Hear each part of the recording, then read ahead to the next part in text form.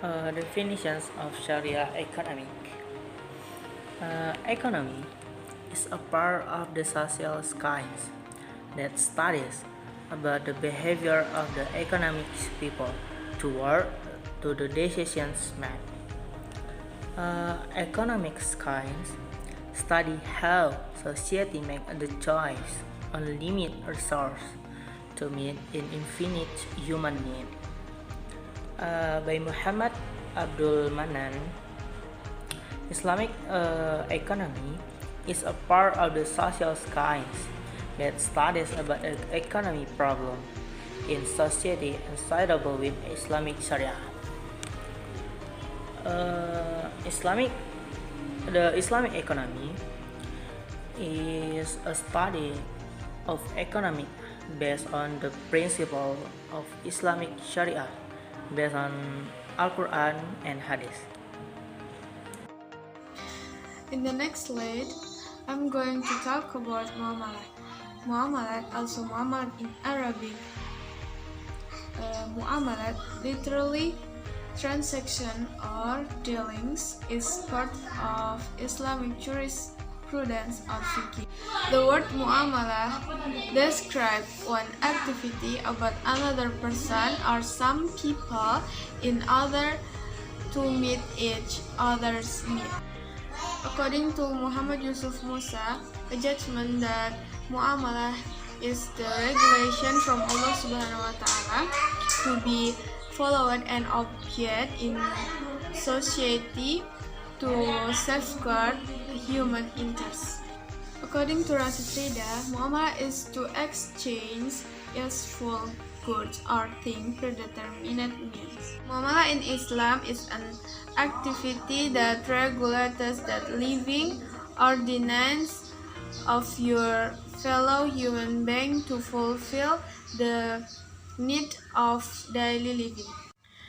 And then sense of administration is the obedience to good is strong. Muamalah is the relationship between humans and humans to help each other in order to create a harmonious society. Quran Surah Al-Ma'idah ayat 2, and help you in doing goodness and pity, and don't help in committing sins and transgressions. In terms language, muamalah expressed by expert Louis Makhlouf. Muamalah are Islamic laws relating to the affairs and human life, such as trade, commerce, and etc. So, the purpose of muamalah is the creation of harmonious relationship between fellow humans, creating peaceful societies.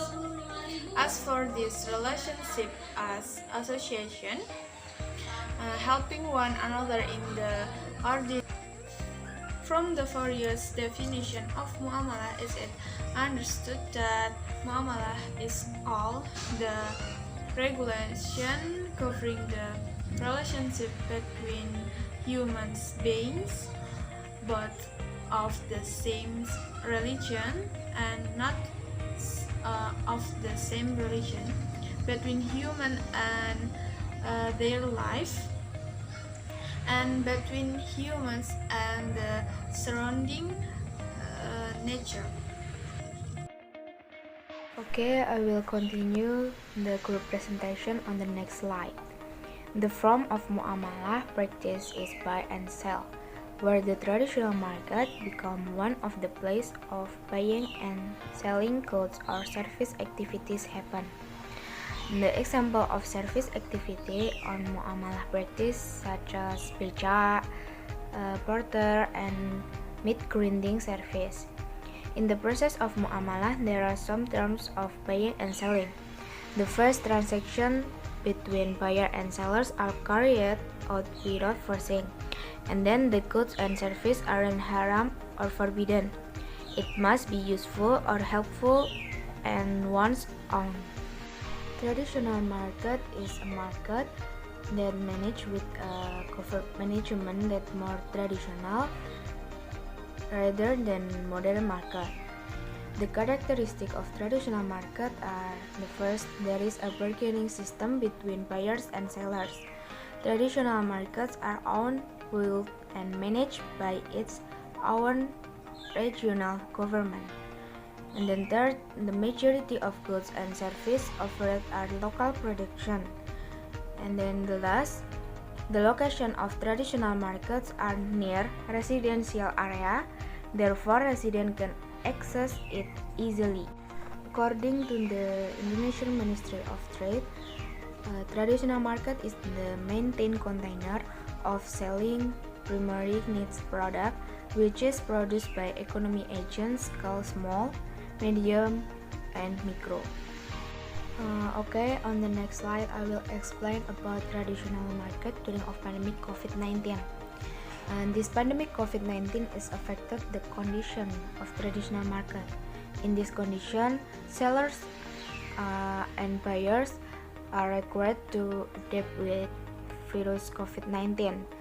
The effect of the pandemic COVID-19 for traditional market activity are most significant is there is the decrease of community purchasing power is caused by the decrease of income, a threat of coronavirus spreading, and then the less impact of lockdown policy by the government. So the sellers and buyers are required to obey the protocol held from the government, such as keeping social distance, always using masks, and wash hand. Okay, that's all from me. Thank you for your attention. Okay, now we talk about strategy. How to Sharia economy face the challenge of spreading the COVID-19. The first one is reinforcing the positions of Islamic business. Economic and Islamic business should show empathy and solidarity towards others. It's like business people can making concession to employee working from home in pandemic now. Number 2, business participants are advised to begin developing business continuity plan to secure the current revenue or look for new business opportunities and optimize costs. Then number 3, business people should create a special team to do all the planning fast and proper.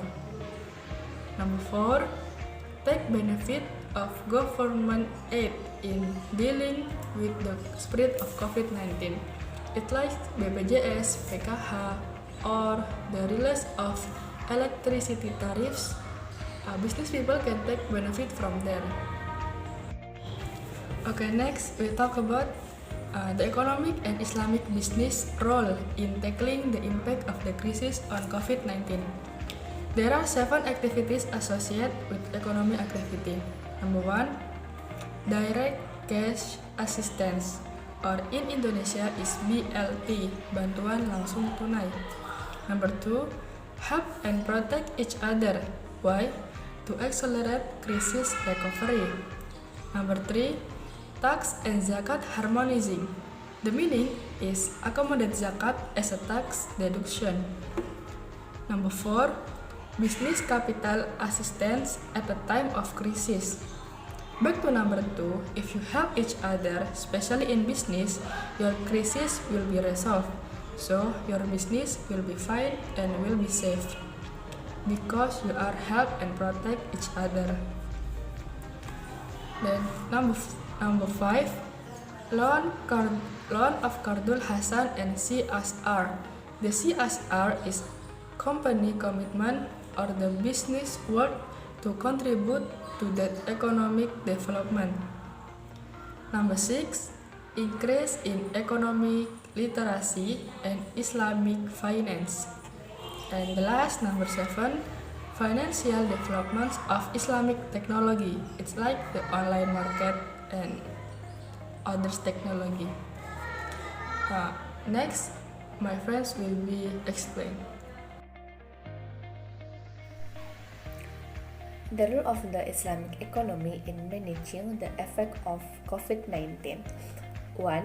By distributing direct assistance originating from zakat, donation, and alms.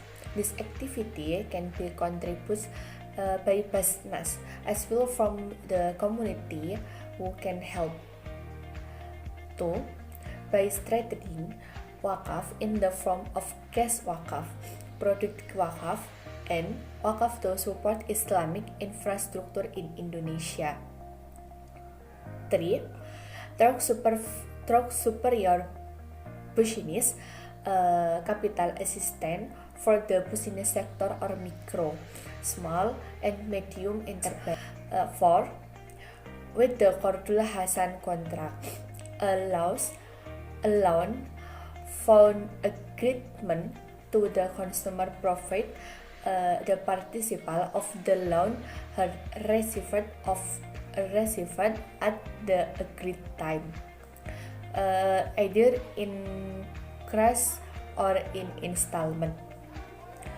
5. Increasing Islamic economy and financial literacy. Increase the space of the community of interest, understanding of Islamic economy and finance. 6. Through the development of Islam financial technology.